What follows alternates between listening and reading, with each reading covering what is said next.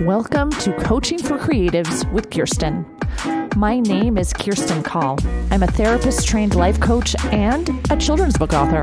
Together, we'll get the drama out of our lives and onto the page. Let's get started. You are listening to Episode 68, Embracing Your Strengths. Have you ever met someone who's good at everything? I know a few. You know who you are if you're listening. There's that person where everything turns to gold when they try it. But even those people are very aware of their flaws. Most of us are very aware of our weaknesses. For example, I know I'm terrible at navigating. When I was 16 and a new driver, back when we had to use paper maps, I was driving down the highway and I knew I was going the wrong direction. I had no idea how to get to the other side. And I knew I would never make it home if I didn't just cross the median and get to the other side of the highway. So I actually did drive across the grassy median. Luckily, the family minivan made it across and I made it home. GPSs are a life-saving and huge time-saving invention for me. As humans, we are usually hyper-aware of our weaknesses and less aware of our strengths. And if we are aware of our strengths, we downplay them because we don't want to seem bombastic. In therapy, there's an approach called the strengths-based approach. It's when you figure out what you're good at and use those talents and gifts to succeed or reach goals or even to heal. It focuses on abilities, knowledge, and capacities instead of deficits and weaknesses. Our natural tendency is to focus on our frailties. This is a totally normal part of having a human brain. And when we focus on something, lots of times it comes to pass and becomes, right? Meaning, if we focus on a negative narrative about how we're failing and not doing well, we'll continue to fail and not do well. It'll be like a self-fulfilling prophecy. But if we change our narrative and notice what we are doing well and what we're good at and where our natural abilities lie, our strengths will empower us to accept and embrace a positive narrative and therefore live a positive narrative and story and perhaps get better at the things that we're not very good at. So let's break this down. Here are some ways to truly embrace your strengths.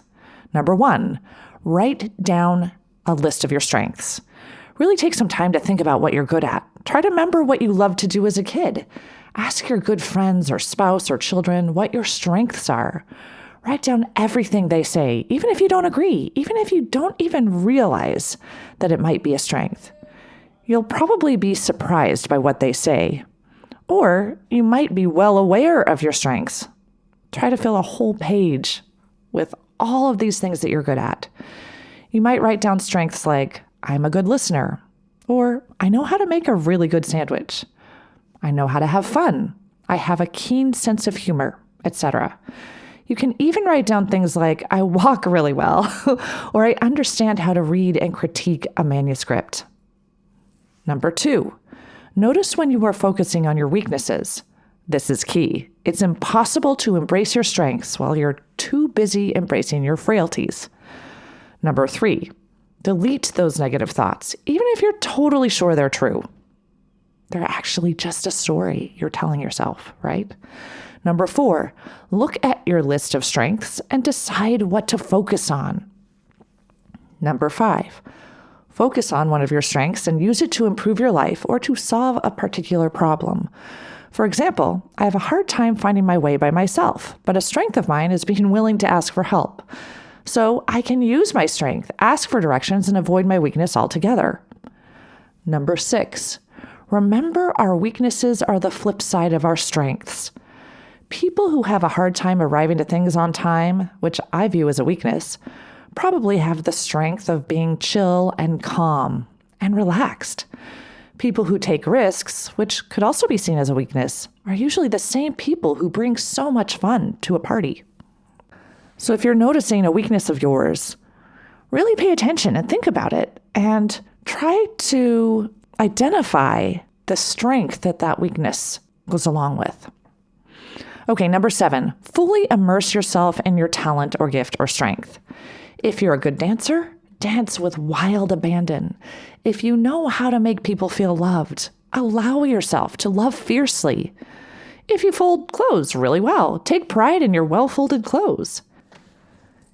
If your superpower is words, revel in the ability to put words together on a blank page that have the power to influence people for good. We are all amalgamations of contradictory emotions and abilities.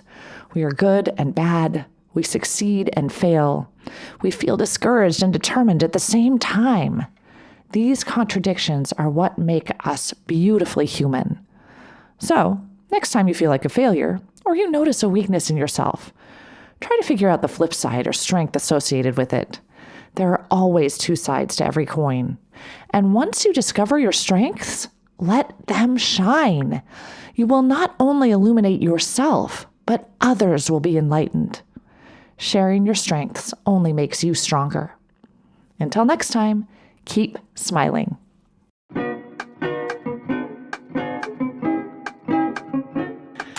If you like what you've heard, check out my Get Yourself Unstuck program.